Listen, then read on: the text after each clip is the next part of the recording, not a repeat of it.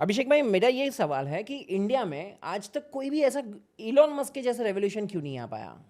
यार because Elon Musk जैसा व्यक्ति ही अभी तक हमारे देश में पैदा नहीं हुआ है। इसको हम समझने की कोशिश करते हैं। पहले मैं इसके टाइमलाइन के थ्रू जाता हूँ, फिर हम कुछ एस्पेक्ट्स के बारे में जानते हैं। यार एलॉन मस्क ऐसा व्यक्ति है जिसने 12 साल की उम्र में उसने एक गेम बना दिया था। और वो गेम कब बनाया था कि एक कोडिंग का कोर्स होता है, उस कोडिंग के कोर्स को करने के लिए एक आम इंसान को 6 महीने लगेंगे, उसने 3 दिन में वो कोर्स कर लिया। 3 दिन में रातों रात बैठ के जब उसने ये कोर्स करा, उसके बाद उसने एक गेमिंग सॉफ्टवेयर बना दिया और उस गेम को बेच भी दिया $500 में एक समय पे। वो ऐसा व्यक्ति है जो एकांत में जब रहते थे तो उन्होंने बोला कि यार करने को कुछ नहीं है, तो लाइब्रेरी की सारी किताबें पढ़ देते थे। रॉकेट बना दिया था। सो वो जिस विजन पे चलते हैं, मतलब जहाँ हम लोगों की सोच ख़त्म होती है वहाँ एलॉन मस्क की सोच शुरू होती है।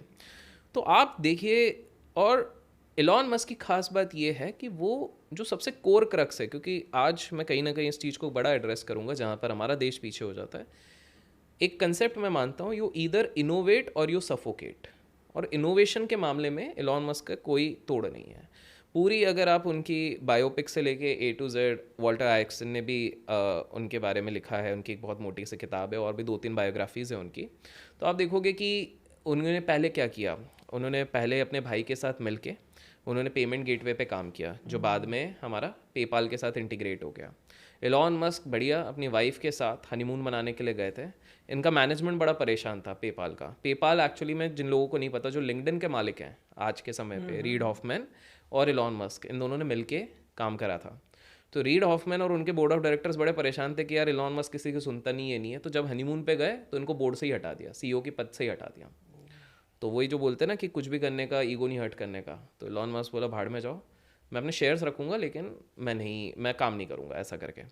फिर उन्होंने नेक्स्ट स्टेप चालू किया एक एक करके। हम सबको पता है उन्होंने इलेक्ट्रिक व्हीकल में उनका काफ़ी शौक था, तो उन्होंने टेस्ला लेके आ गए।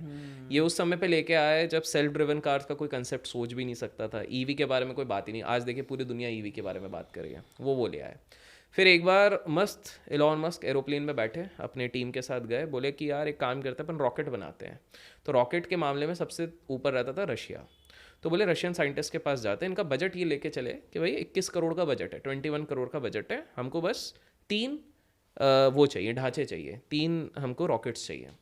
उधर गए रशिया वाले, इनका मजाक बनाया, रहे तुम क्या बनाओगे क्या बनाओगे, और जानबूझ के ने बोला 22 करोड़ लगेंगे, वो भी सिर्फ एक रॉकेट का। ये लेने गए 3 रॉकेट और बोलते हैं एक रॉकेट। तो टेक्निकली काफ़ी सारे लोग निराश होंगे, हताश होंगे। फ्लाइट में बैठे सोचो सोचो सोचो, बोले अपन खुद की रॉकेट की कंपनी बना देते हैं आते वक्त। और फ्लाइट के अंदर ही पूरी रिसर्च कर ली, सब कुछ कर ली, बाहर आए और बोले कि पूरी टीम को बिठाया और रॉकेट की कंपनी बना डाली। और उन्हें सही दिमाग क्या लगाया कि भाई बाकी सारे रॉकेट वालों को महंगाई सबसे ज़्यादा जाता है वो ढांचा बनाने का। बोले अपन स्क्रैप मटेरियल यूज़ करेंगे, यूज्ड रॉकेट्स का यूज़ करेंगे ढांचा बनाने में। तो कॉस्ट उनने उधर कम कर दिया। उसके बाद भी आप लेजेंड देखिए, इनके साथ ऐसा हुआ कि इनकी जब रॉकेट लॉन्च हुई, पहले 2 बार पूरी तरीके से फेलियर हो गई। तीसरी बार अगर एलॉन मस्क का जो रॉकेट लॉन्च हो रहा था वो फेल होता, तो आज एलॉन मस्क रहते ही नहीं, ख़त्म थे। बट उन्होंने तो भी उस चीज़ को ट्राई किया और वो सक्सेसफुल लॉन्च हुआ। उसके बाद उनको नासा का ऑलमोस्ट $1.5 बिलियन का कॉन्ट्रैक्ट मिल गया। तो वहाँ से उनके स्पेस एक्स चल गया। 2008 का किस्सा मैंने एक बार आपको भी बताया हुआ था कि एक बार 2008 में उनकी सारी कंपनियां बिकने को आ गई थी। उनके पास मात्र उनके खुद के जो 200 करोड़ रुपए थे वो बचे हुए थे। ऐसे में हर कोई हिल जाता और वो अपने पैसे बचाने की कोशिश करता। उन्हें बोला मैं सारी कंपनीज बचाऊंगा। इन्वेस्टर्स उस समय पे रेडी नहीं थे क्योंकि उस समय पे हर जगह रिसेशन चल रहा था। बट एलॉन मस्क के कॉन्फिडेंस देख के सारे इन्वेस्टर्स कॉल किए कि भाई क्या बंदा है, सारा पैसा लगा दे, हर कोई अपना पैसा बचा रहा है, तो अपना पैसा लगा रहा है, हम भी लगाएंगे। वॉल स्ट्रीट जर्नल में जिन जिन हेज फंड्स ने, बड़े बड़े स्टॉक मार्केट के लोगों ने लिखा था कि भाई ये ख़त्म हो जाएगा ख़त्म हो जाएगा, उसी के आप ठीक 20 साल बाद देखे, 15 साल बाद देखे, एलॉन मस्क रिचेस्ट हो गए इंसान। रिचेस्ट ही क्या, जिन हेज फंड्स ने बोला था कि ये ख़त्म हो जाएंगे, बाद में उन हेज फंड्स की बैंड बजा दी उनने। 8 साल रुके उस बदले के लिए।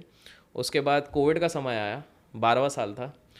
सब लोग आराम से बैठे हुए थे अपने कमरे में, बैठ के कुछ बोले क्या करें, तो चलो स्टॉक मार्केट करते हैं।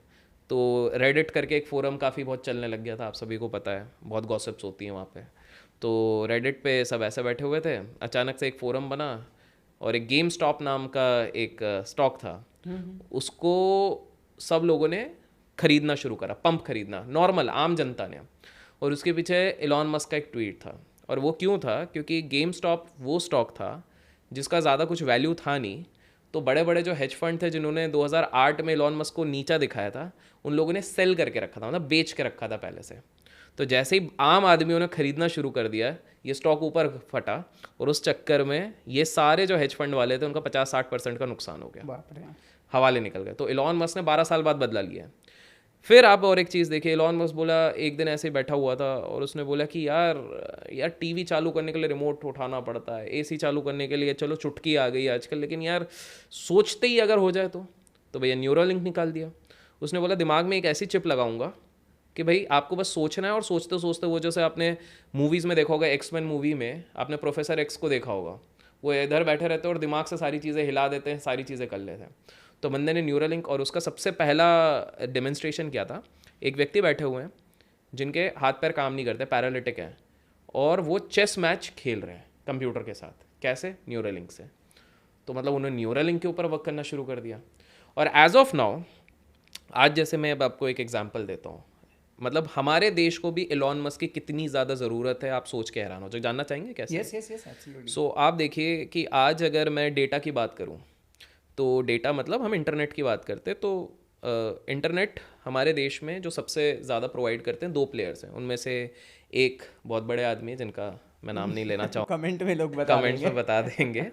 आप सोचिए, उस बिलियनर ने पूरी जी जान से कोशिश करी, अगर आप कुछ समय पहले के अखबार देखेंगे, कि किसी तरह से इलॉन मस्क हमारे मार्केट में एंटर ना हो पाए, हाँ। क्योंकि कहा जाता है इनके मित्र अच्छे हैं, मतलब दोस्त यार। तो इन्होंने कोशिश करी कि किसी प्रकार से रोका जाए, बहुत ज़्यादा प्रयत्न किए गए, बट वो नहीं रोक पाए, because at the end economy को भी ज़रूरत थी। अब क्यों है, देखिए क्या होता है कि डिस्पाइट कि इंटरनेट का पेनिट्रेशन हमारे देश में इतना ज़्यादा है, सैड पार्ट इज़ कि अभी भी 55% ऑफ द एरियाज़ में इंटरनेट नहीं पहुंचा है। बिहार के काफ़ी सारे गांव में नहीं पहुंचा है। इवन अब अगर आप बहुत ज़्यादा एक्सट्रीम हाई ऑल्टीट्यूड, अभी तो आप लौटे ही हैं Yes, yes, एकदम, absolutely. वहाँ पर तो भी आपने internet देखा होगा इंटरनेट नहीं है, बहुत इशू होता है। अब वो क्यों नहीं है? क्योंकि हमारे देश में जो इंटरनेट का पेनिट्रेशन है वो ऑप्टिकल फाइबर से हुआ है। फाइबर्स होते हैं जो कि रेंज करते हैं, जिसके लिए बहुत इंफ्रास्ट्रक्चर लगता है। अब उसी इंफ्रास्ट्रक्चर को अगर आप लेह लद्दाख के रीजन में, एवरेस्ट के रीजन में, या स्पीति के रीजन में आप इस्टेब्लिश करने की कोशिश करेंगे, तो उसको मेंटेन करने का एक एक टावर का 30-40 लाख रुपए चले जाएगा, correct. Which is a very big expense. क्योंकि हमारे इधर इतना ज़्यादा भी डेटा के लिए कोई पे नहीं करेगा। लोगों को मैं बता दूं कि सबसे ज़्यादा सस्ता दुनिया में इंटरनेट भारत में ही है, ठीक है? तो इतना तो कोई पे नहीं कर पाएगा। तो इस चक्कर में टेलीकॉम ऑपरेटर्स भी सोचते हैं कि हम लोग यहाँ पर इस्टेब्लिश नहीं कर पाएंगे। अब इलॉन मस्क का दिमाग देखिए, बोलिए उसने ओल्ड मॉडल से रॉकेट बनाया, बोले अब अपने पास रॉकेट के जो स्पेयर पार्ट्स पड़े हुए हैं और सैटेलाइट्स अपन ने ऑलरेडी भेज के रखी हुई हैं, तो उसी में से 40,000 सैटेलाइट्स जो ऊपर हैं उससे उनने बना दिया एक कंपनी जो इंटरनेट प्रोवाइड करती है, जिसको स्टारलिंक बना दिया। तो बोला यार अपने को इधर कहीं फाइबर डालने की ज़रूरत ही नहीं है, सीधे स्पेस से आपका इंटरनेट का कनेक्टिविटी आपको मिल जाएगा। ऑब्वियस सी बात है कि at this point of time India का मार्केट प्राइस सेंसिटिव होता है। हम 2-2 रुपए के लिए झगड़ते हैं। आपने देखा होगा एक आम इंसान एक सब्जी वाले से 3-3 रुपए के लिए झगड़ता है। यहाँ पर वो 1-1, 2-2 लाख रुपए स्टॉक मार्केट में निपटा देंगे, लॉस कर देंगे, लेकिन वो 2 रुपए उसको धनिया एक्स्ट्रा भी चाहिए रहता है, सब कुछ चाहिए रहता है।